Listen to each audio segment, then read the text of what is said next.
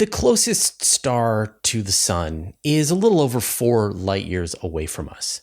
But if you could move to the very core of the Milky Way, there would be well over 1,000 stars per cubic light year. Can you imagine a sky with that many stars all around you in all directions? It would be overwhelming. And yet, all of that gas and dust at the center of the Milky Way obscures our view in visible light telescopes. But infrared telescopes can peer through that material and start to resolve all of those stars and give us some really valuable insights into what's going on. And of course, the greatest infrared observatory is the James Webb Space Telescope. My guest today is Professor Adam Ginsburg, who works at the University of Florida's Department of Astronomy. He had that question: what does the center of the Milky Way look like in JWST? And has taken the images and made some quite surprising findings. Ice at the center of the Milky Way in places that you would not expect ice to be. So enjoy this conversation with Professor Adam Ginsburg. We talk about what the center of the Milky Way is like, what kinds of observations JWST is doing, and how we could make things better, how we could learn even more about both our galaxy and other galaxies in general. All right, enjoy this interview. So take me to the Galactic Center. Like if we were to transport the solar system from here in the suburbs of the Milky Way right downtown, and we were looking out around us into space with our eyes, with our telescopes, what would we see? Right. If we were to just jump into the Galactic Center, we'd see a lot more stars. The sky would just be absolutely full of them. If we were put in the average location in the Galactic Center, there are a lot of stars there. The density of stars is roughly 1,000 times greater than in the solar neighborhood. A lot more. But on the other hand, there are some really, really dense dark clouds there. And if you got dropped inside one of those, you would see roughly nothing. It would be, at least with our eyes, we'd see nothing. Now, it would be pretty warm. It would be an interesting place. You know, you put up an infrared telescope, you see everything. With your eyes, you'd see nothing. Yeah. I mean, like when you do amateur astrophotography and you take some images of these dark nebulae, things like the Elephant Trunk Nebulae or these Bok globules, you see nothing. Like there is just this, what looks like a void, but in fact is just dark dust that's obscuring your view to what's behind it. But it would just be, if you were inside one of those, like you wouldn't see even like the closest star. That's an interesting question. Yeah. In the solar neighborhood, like where we are now, if you jumped into a Bok globule, I think you wouldn't even see the nearest star. In the Galactic Center, it might be that the closest star, even through all that dust, is close enough you would see it. That's an interesting question I haven't actually posed directly, but it sounds like a good homework question for my students. There you go. I'm sorry, students. This one's coming at you. Yeah, that's great. All right. So I guess what are the ways? I mean, with all of that gas and dust, I mean, the joke that we always make is that it's called the zone of avoidance. Like for the longest time, astronomers just said, like, we just don't point our telescopes there because there's nothing to see. So as soon as you get past a micron wavelength, you can start piercing through the dust. The starlight will get through, and you start seeing a ton of stars. So if you ever look at the Galactic Center, just look at the whole Milky Way in optical light. You use these Gaia images, the whole sky. They're beautiful, but the Milky Way is roughly blank. You see these dark patches. You go to the infrared, you go to the 2-mass survey, for example, 1 to 2 microns, suddenly you just see it full of stars. It's absolutely full of stars to the point that we call it confusion limited, meaning that you can't resolve stars from one another, even with those existing ground-based telescopes. And actually, this is kind of where James Webb comes in. Even with James Webb, it has much better resolution. It has the resolution of Hubble. We look at the Galactic Center, and we're still pretty close to, or sometimes reaching, the confusion limit. We're seeing, in some cases, multiple stars in every pixel. More at the long wavelengths than the short ones. But we can start seeing through the dust, and they're just stars. Just tons and tons and tons of stars. And so, like when you walk outside at night and you look at the Milky Way, it looks like this cloud. And it wasn't until Galileo turned his telescope on it the first time that you could start to resolve the individual stars. Well, if you take the most powerful space telescope ever built by humanity and point it at the core of the Milky Way, it's back to a cloud. They're that close together. Luckily it's not quite that bad. We can resolve the individual stars with Webb.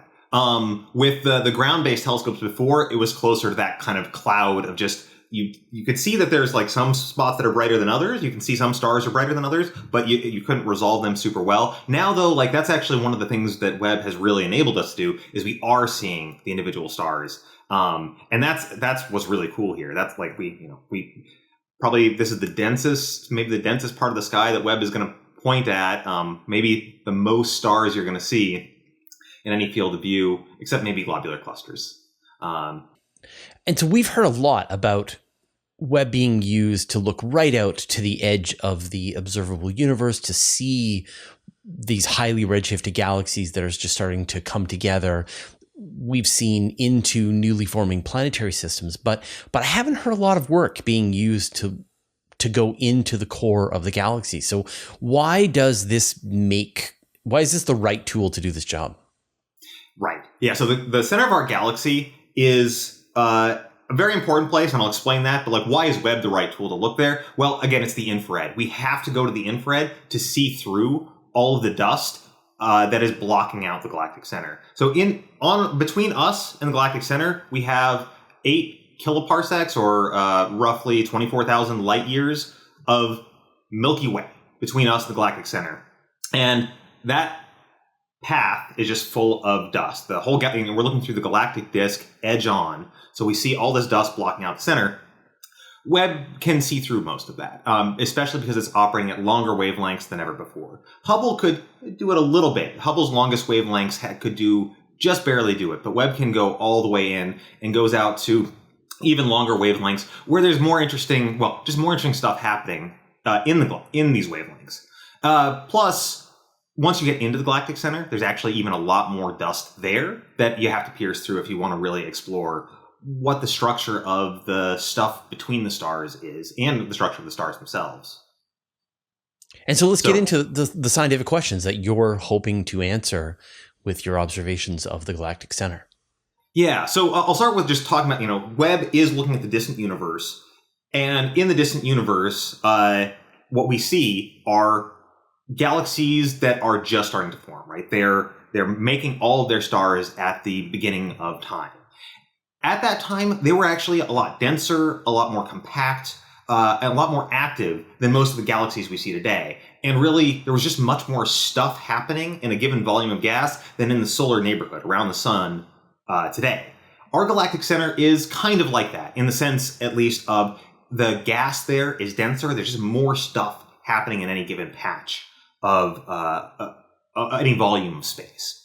So what we were trying to do with this project was we were looking at an infrared dark cloud. So infrared dark cloud is just a dark cloud. We were talking about Bok globules being optical dark clouds. Well, this is one that is, even though we go into the infrared, it's still dark. There's just so much dust that we still can't see through it, even as we go out to several microns wavelength. So actually, even with Webb, I think we're not seeing all the way through it yet, but we might be able to. And if you look at the picture, it still looks like this coal sack nebula. Like, it just looks like this dark place, in the universe. And so part of the exciting thing about the galactic center, the whole center of our galaxy, like 100 parsecs, several hundred light years of volume, is actually filled with gas, filled with ionized gas. There's a lot of just plasma sitting in the galactic center, and that is actually all glowing. It's all producing light at all wavelengths, but also specific wavelengths where hydrogen is producing lines. And that's part of why we can see this dark cloud as such a prominent feature, because we're not just seeing it absorbing the background stars, we're also seeing it absorb that background diffuse glow that is produced in the galactic center. And so in the image that's figure 1, that one where all the stars are removed is actually showing the clouds absorbing this background ionized gas radiation. But yes, that means it is incredibly dark. And when what makes it incredibly dark is that there's a lot of gas and dust all concentrated in one place. That means that there's a lot of material that can undergo gravitational collapse and form new stars. So what we were aiming to do was look and see if it had formed new stars. We were trying to find the new stars that it had formed. We're doing that by looking at a few particular lines, emission lines. that are supposed to be associated with forming stars. The paper that came out that we're talking about here did not actually find any of those young stars. It turns out there are a few other challenges in the way. What we found was something that I didn't expect, but maybe, looking back on 20 years of literature, I should have expected. It wasn't a total surprise in the sense of someone who knew everything that humanity knew would not have been surprised. But I think any individual probably would have been a little bit, with like maybe one or two exceptions, who knew that there was a bunch of ice on the dust in this region. But that's what we've... the story here is that we found something we didn't entirely expect, but maybe we could have. And that is a whole heck of a lot of ice. So you're finding ice, and it was carbon dioxide ice, right? Or carbon monoxide ice? Carbon monoxide ice. Yeah. So not dry ice, actually a very toxic thing. But carbon monoxide is the most prominent molecule in it's really the most prominent molecule in the universe, except for hydrogen. The hydrogen molecule is more common. But carbon monoxide is the one that we can look at more often because of its physical properties, its quantum properties. And so we detected a bunch of carbon monoxide ice. Now, the reason we detected that one is because we had a specific filter tuned to it. There are probably a lot of other ices that we just don't know for sure that they're there yet because we haven't used the right filters yet. And why was this a surprise to you? Space is cold.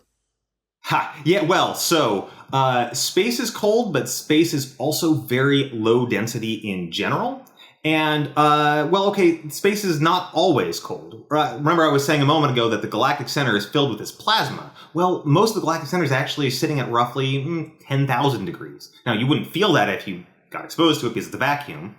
A lot of space is actually very, very warm. And in fact, it's all the dust that piles up in a cloud that actually shields the stuff that's further inside from the radiation that's prominent in the Galactic Center. So remember, there are thousands of stars per cubic parsec, or probably, I think it's still probably fair to say roughly thousands of stars per cubic light year in the Galactic Center. That's a lot of stars producing a lot of background radiation. That actually we expect to heat the dust and heat the gas. And it does. We see that gas and dust is warmer in the Galactic Center. And so that was actually one of the questions. Was it warm enough to prevent the ice from freezing out or not? Well, pretty definitively, there's a lot of space, a lot of volume there where ices are forming. And so when I'm talking about ice, we're talking about ice that's frozen onto the surface of dust. So you can think of little sand particles that are just collecting little CO snowflakes on their surface. But maybe it's also, there could be other, it's not just CO, it's also water ice, and CO gets stuck in it. That's one of the questions we haven't resolved yet. But it's these little tiny grains. And so, when you have star formation, typically you need some giant cloud of cold molecular gas. If it is hot, it's not going to collapse and you're not going to get those stars. And so you would expect in this environment where everything is 10,000 degrees and the radiation, the hot dust blowing around from all these stars. It's I sort of think about places like Carina Nebula, the Orion Nebula. We've got these enormous stars that are blasting out so much radiation. They're clearing out this dust. That just seems like the last place in the universe you would expect to find new stars forming. And yet, if you're finding this ice, does this mean that you have these cold pockets of gas and dust that could lead to the collapse of star formation? Yes. Yeah, we definitely have gas that's cold and dense. And yeah, this is actually one of the interesting mysteries of our own Galactic Center, is the gas that we observe there is actually much denser. There's a lot more of it per volume than we see in the solar neighborhood. You could take a cloud like the Orion molecular cloud and move it to the Galactic Center, and it looks like a wimpy cloud. It's really small compared to the giant clouds we see there. But not all the clouds in the Galactic Center are forming stars, at least not very efficiently. And part of what's keeping that gas, yes, there's this hot plasma all around. There are all these stars around, but also all those stars, the thousands of stars per volume, are providing a lot of gravity as well. So they're helping compress the clouds because there's actually greater local surface pressure in the Galactic Center to help keep those clouds compressed. So that helps make the clouds, doesn't necessarily get them to the point that they're forming stars. And this is the mystery that we have these super dense molecular clouds in the Galactic Center that aren't really forming stars. And so we're trying to figure out, when do they form stars? Some do. We have some really ridiculously super star cluster, basically forming clouds that are just a little bit off to the side of the one we were looking at.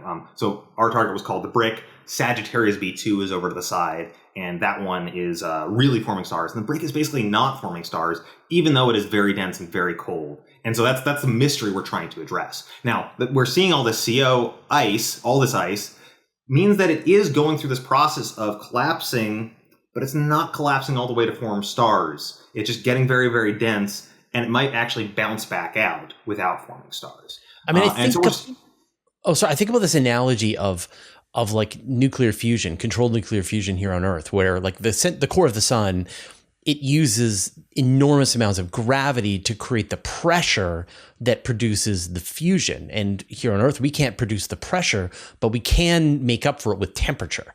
And so if we can increase the temperature, we can still get fusion to happen in a hopefully controlled way shortly.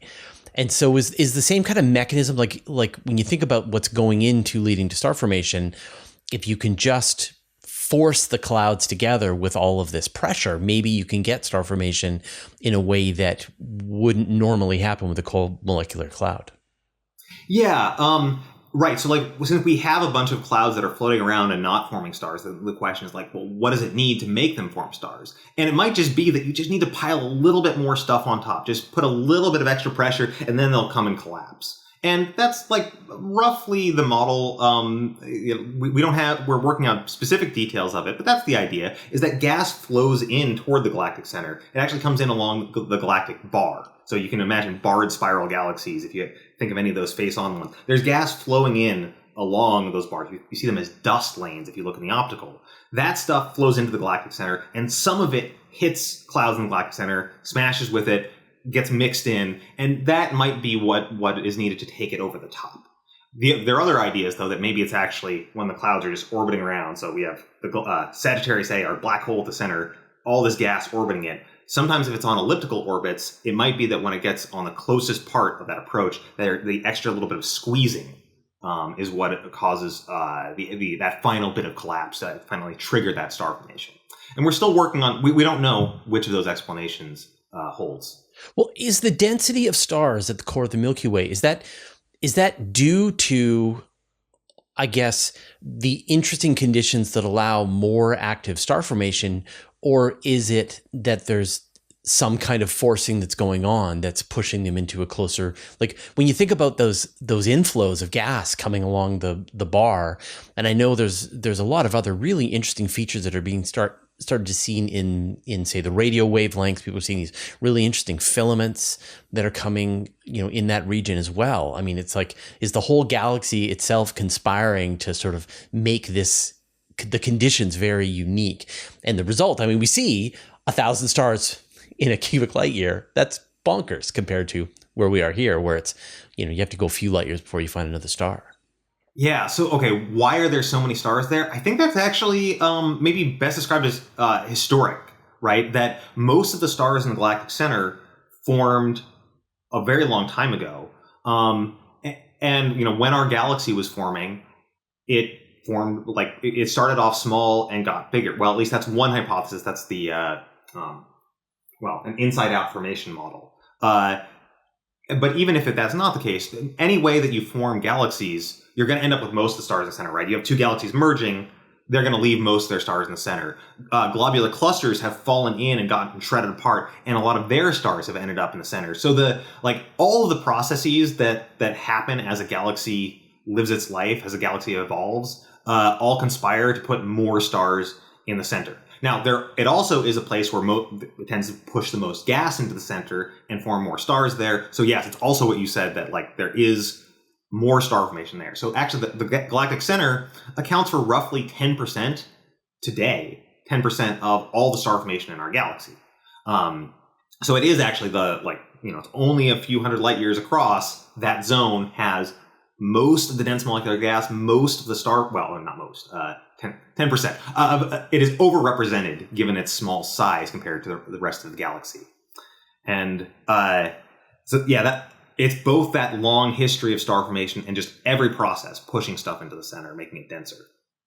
Now, the brick, the central molecular zone that you're looking at, is a little off to the side from the supermassive black hole that's at the heart of the Milky Way. Are the conditions dramatically different as you get even closer to the center of the Milky Way?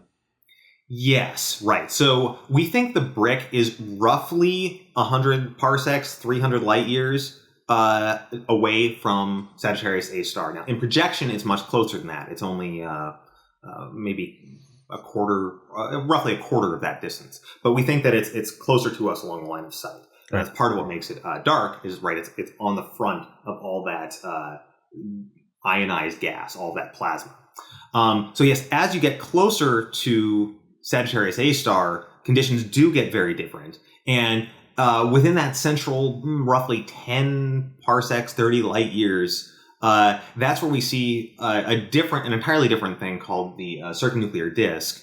And actually, there are James Webb observations of that region that I have not seen yet. It's taken by a different group. I'd assume there had been. Yeah, I'm waiting for that data.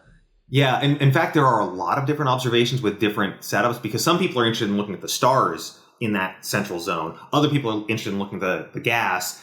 And but that is that is the most challenging place to look because there are just the most stars there. And there's also a lot of very hot plasma. That's an area where we don't see any star formation today. That inner part, there's no sign of ongoing star formation. There is some controversy about whether stars can form or in the last 10 million years have formed there. But there's also a lot of theory saying, no, you just can't collapse gas. You can't make gas collapse to form stars when you get that close because there's a lot of tidal shear. There are a lot of stresses as anything is that close to Sagittarius A star.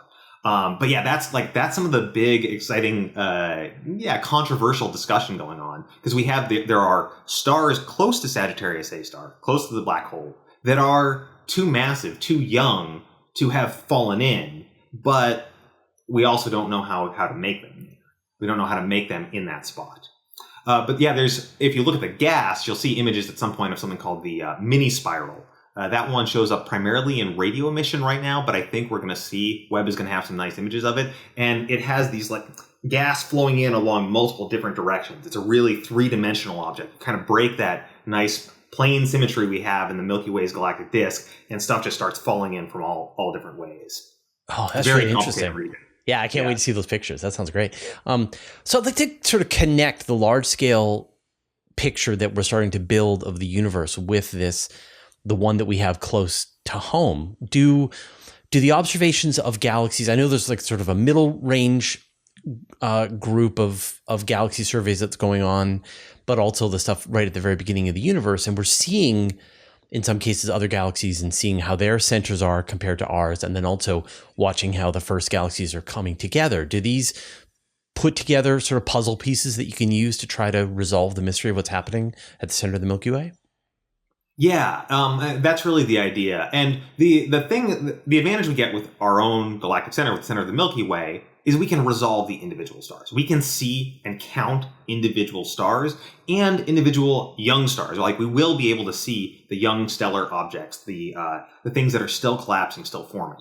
Whereas even in the nearest galaxy, you really can't do that. Individual stars, I mean, in M31 Andromeda, you can just barely do it, but Andromeda is not a very actively star-forming galaxy. Once you get out past the local group, it's really, you're looking at clusters of stars in a single pixel almost all the time. So the advantage we have with our own galactic center is we're seeing these really dense, rich, complicated conditions that probably are very similar to what most of those high redshift galaxies are doing, and we're able to look at the individual stars. And so some of the questions that I think are most interesting to look at are, what is the mass function of stars? So the initial mass function it's a buzzword that in professional astronomy, but like it's how many massive stars are there, how many big stars are there for every little star.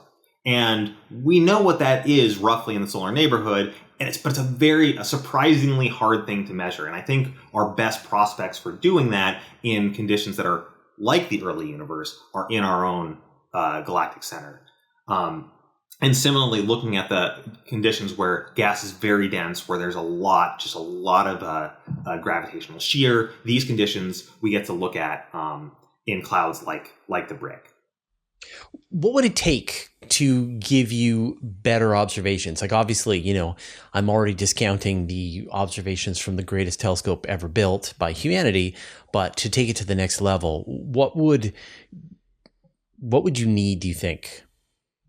Well, okay. I'll write you a blank check. Money is no object here. So, yeah, we've got a lot more to do with Webb before we get into that. But okay, you give me the blank check one. Obviously, I want the 100-meter telescope on the surface of the moon. If you're going to ask me those questions, sure. What we're looking at in the next couple decades of really practical things is we're going to have the 30-meter telescopes on the ground. And they will have infrared capability. They'll be able to look at some of the same things Webb does with even higher resolution, but they're not going to be very wide field of view, meaning they're going to only be able to zoom in on individual parts. So we kind of need Webb to help us with that finder.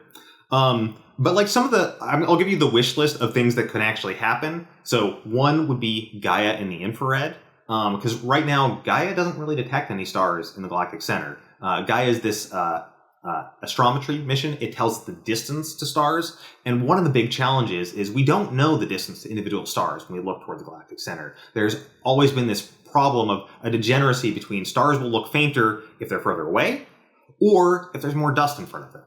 We can break that a little bit. We can solve some of that using the infrared measurements, but not 100%. And so having something where we could tell us the distance to every star in the galaxy, including the ones that are obscured, that would be a big game changer.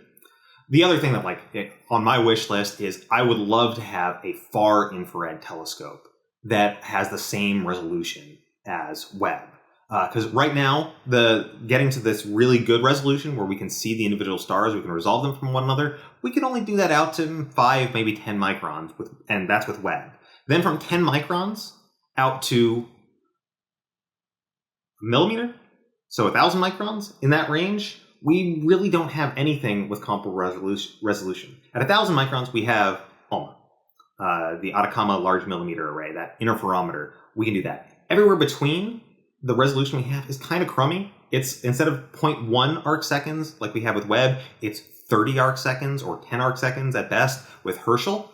And there's a ton we see there, but that's a very important part of the spectrum to look at, because that's actually where, if you have a whole bunch of dust, the dust blocks out light in the optical and even in the infrared, but it glows in the far infrared. And so seeing really high resolution at that peak of the dust emission right at 100 microns, that would be a really exciting thing. And that's we kind of know how to do it, but it's very, very expensive and not a priority. So I'm not there are no missions planned that would do that right now. But if you give me a blank check, I could find the people to run that mission.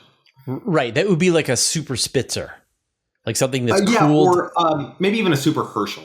Webb is already a super Spitzer. Webb operates on the same wavelengths as Spitzer, but Herschel is the one that goes out to longer wavelengths. And that requires more cooling on board to get even colder, very specific instruments to handle that. So it's and the trick is, because you're going to longer wavelengths, you need it to be even bigger, right? Because your resolution gets worse as you go to longer wavelengths. And so what people have proposed, for that high resolution, is to have an interferometer in space, and that is a real challenge, but doable. We know that LISA is being proposed, and that's a different kind of interferometer, but that sort of formation flying is possible. But actually, the one proposal, you put 2 telescopes on a stick and you move them, on a spring, move them out back and forth. That sort of thing is also practical. But we're not right now. That's not on the horizon, but it's been proposed. Well, I mean, there have been proposals for a space-based visible light interferometer. What was it? There's an Earth planet, terrestrial planet finder that was 20 years ago. Right. They were planning that. But infrared is a much more forgiving wavelength to build an interferometer with than visible light. So it makes sense if you're going to try to build a space-based interferometer, start with infrared, and then if you've mastered those techniques, then shift over into visible light. So that's what you're suggesting is a purely practical idea to help usher in this next generation of space telescopes. Well, Adam, it was an absolute pleasure to talk to you. I guess if people want to sort of keep track of the work and see some of these new images and some of the new discoveries that you're making about the core of the galaxy, what's the best place to do that? Take your course. I don't have a social media presence. That's best. Or at least I try to keep it to a minimum. My website, I do actually post, I post my talks. I make data set visualizations fairly often. And as part of my talk, so you can find those just on my personal website. Is there any other? Do I do any other kind of broadcasting? Of course, you can look on Archive and the Astrophysical Journal. Those will show up there. I may have a press release on this one. I'm hoping that we'll put out a few more images that are more on the pretty image side, but don't really have as much direct tie to the science. You don't always see the images in the papers because they have to be directly linked to the science we're doing to show up there. But also, I would say, Space Telescope Science Institute, their public outreach division, they do a really, really good job with making these wonderful images. And I'm hoping that their art team will get on this and take my somewhat amateurish removal of the stars and take it one step further and really, Photoshop out we don't want to see stars. We just want to see the gas in our field. Yeah, I saw the image that you did share in the paper, and you could see the potential there for what it would look like as a artistic. How many wavelengths did you catch of it? Like, can you make a 3-color image of it? Yes. Yeah. Okay. Right. So the image I showed was really only 2 colors. We took six different filters, and the reason it was only a 2-color image is we had to use a 3rd color to remove the stars. And then we had a problem with the short wavelength data. So there's some higher resolution data we have that's at the shorter wavelengths, but there's an issue called just 1/f noise, which just describes it. It doesn't explain what causes it exactly, but it comes from the detectors that really made the short wavelength data aesthetically displeasing. A lot of bad artifacts that I still have not managed to work out, and I hope to continue talking to experts to figure out how to do that. But yeah, I'm hoping that if we can resolve those issues, we'll have even cooler pictures. The other thing I do want to highlight, though, is so my project was a GO project. That's General Observer. That means that anybody could apply for that time. There was also a GTO, Guaranteed Time Observation, of the same cloud in a different set of filters. Those data are going to become public in a couple weeks. And once those are there, then we're going to have 10 different filters, and we can find different combinations of colors to make this even better. So I'm very excited to see those come out. That'll be the next big step forward. And when you think about that 1 year embargo time, that means that was one of the first targets that Webb went after just in the first couple of months, because it's such an exciting place to look. Such a natural spot to observe. Well, again, Adam, thank you so much for taking the time to chat with me today. I really appreciate it. And good luck with helping us figure out what's going on at the middle of the Milky Way. A huge thanks to everyone who supports us on Patreon and helps us stay independent and keeps ads at a bare minimum. Thanks to all the interplanetary researchers, the interstellar adventurers, and the galaxy wanderers. And a special thanks to Mark Anstis, Joel Yancey, Antonio Lofilara, Dustin Cable, Just Paul Davis, Vlad Shiplin, Jay Dennis, David Giltonad, Modso, George, Jeremy Mattern, Jordan Young, Tim Whalen, Dave Verboff, Andrew M. Gross, and Josh Schultz, who support us at the Master of the Universe level. All your support means the universe to us.